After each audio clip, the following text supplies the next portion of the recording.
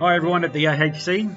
Sandy Chong has asked me to be a contributor for the new Reality Bites segments that obviously you are either seeing for the first time or may have seen some other people do theirs as well.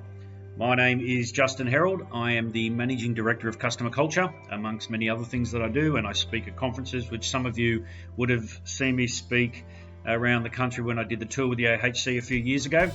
And so I do a lot of different stuff. My wife owns a day spa and medi spa, which has been voted the #1 in Australia for the last couple of years. So the beauty in the hair, not so much the hair, industry is something that I understand a great deal. And that's why I guess Sandy's asked me to put something together, just a little snippet that may help you and your staff inside your business. And so what I want to talk about, I guess, is what is your competitive edge?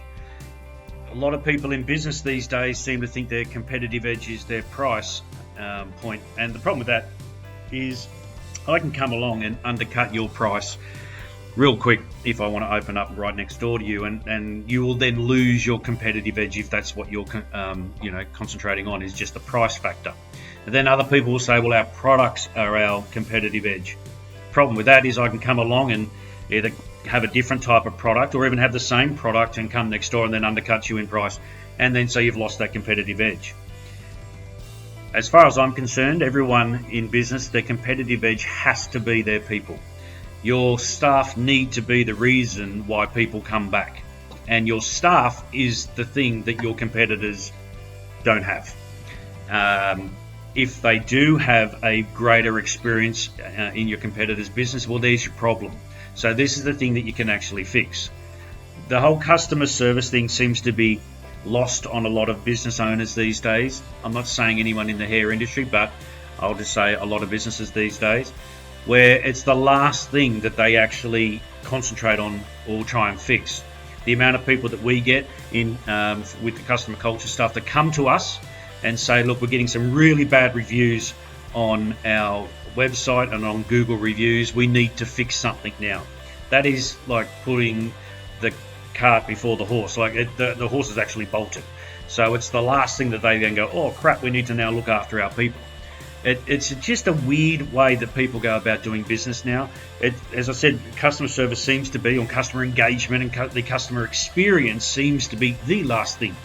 And they'll go and spend a fortune on marketing and a fortune on advertising. Problem with that is, why would you go and advertise to get new customers in if you're not going to look after the current ones in a great way? Because all you're doing is actually advertising to get more customers to treat them like shit. It makes no sense. So what I want to talk about in this segment is on what we need to do as business owners to actually increase the engagement, increase the experiences that our customers are having. And if we do that, then we're going to get them to come back. We have a theory in all of my businesses, and I've always trained my staff, is we go after our customer's customer.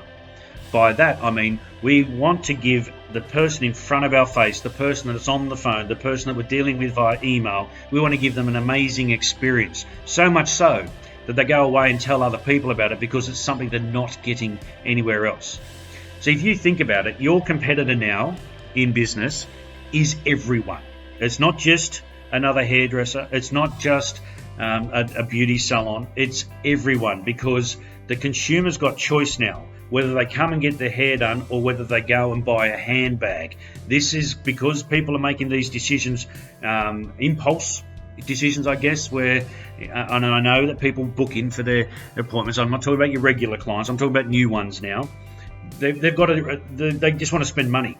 And so you've got to give them a reason why to come back and the reason why to come to you in the first place. And that's why you want your customers now to be your best salespeople out in the marketplace, telling all of their friends and anyone that will listen on how amazing their experience has been with your salon. We've got to make sure that our staff as well are the reason for choice, not change. By that I mean we've got to make sure that the experiences that our customers are getting from our staff is the reason why they're coming back. As a consumer myself, I'm not sure about anyone else watching this, there's too many places now that the experiences that I get are the reason that I change from going to that business to another business because it's been really bad. You don't there was a statistic released a while back, and it was something around, I'm going to get it wrong, but it was around 75%, or just a little bit over that, I think, of people will change a business and change from a business purely based upon one bad service experience. So we really need to pull our socks up in business if we want to actually retain our customers. So your customers and your clients, I know you call them clients, your clients are after experiences. And if we can get our staff to actually understand this, it's not about skill. Skills is something that I would imagine you would expect your staff to have. It's what they've been training for. So the skill part's separate to the client experience. That's just one part of it. But if we can get our staff to give our clients experiences, which means when they do that, they're going to be engaging with our customers. And when you engage with someone, they start to trust you. And when they trust you, that means sales increase because that trust level is heightened. And that then leads to referrals, retention, all the things that happen in business in the old-fashioned days. Those who are listening who are older than I am will understand the way we did business back in the old days before the internet was real. It was heartfelt. It was sincere. We didn't get caught up, well, couldn't get caught up in the white noise because there was no white noise. So it's got to be a deliberate act now that people put into their business. See, the secret ingredient to customer service, to client retention, is consistency. And consistency has to be deliberate. Too many people have this non-deliberate way of going about business. It's a ready, fire, aim mentality that they're going on with, and it makes really no sense. If you ever want to put yourself to sleep, I've got a great website for you to go to at night time, and it's the Bureau of Statistics website. So there's just a bit of a heads up in case you're not sleeping at the moment. But I was on there the other night looking at all different statistics, and there was a new one that was released, and that was, in the last 3 years, only 27% of adult staff have been trained inside a business, which is staggering when you think about it. Now, I know the hair and beauty industry have sort of got this training thing down pat when it comes to skill set, because I see it all the time. But what they're not doing a lot of the time, and I hope I don't offend anyone here, but what they're not doing a great deal of the time is deliberate customer service training or deliberate client engagement training. They read a resume when someone applies for the job and it says, I'm awesome with customer service, and they go, yay, I've got an awesome person. And we just believe what's on their piece of paper. So you as the business owner set the culture. It's your culture that your staff are getting involved in. It's your culture that you want your customers to be embraced.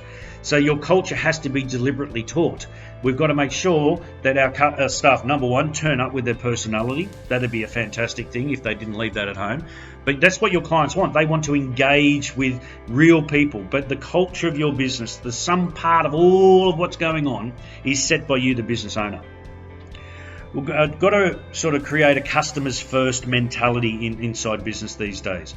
If we deal a lot with overseas companies, and I have to say overseas companies really understand this customers and customer first theory, where it's all about the customer. If I look on websites these days, I'll be told by different organisations that they care about me as a customer. If I get on the phone on hold, they'll have their we think customers are awesome. But then when I deal with them face to face, it's like, ooh, what happened here? Someone didn't get the memo that you've told me that I'm going to be looked after. And that's what your clients are looking for. That's your competitive edge. People will spend their money anywhere these days, but they want to spend it where they're appreciated. So that's what I wanted to talk to you about. Put some effort into your training with your staff, especially in the area of the customer engagement, the customer retention, the customer service, how you make people feel when they spend money in your business. I wish you all the best, and hopefully I'll have some more tips coming your way real soon.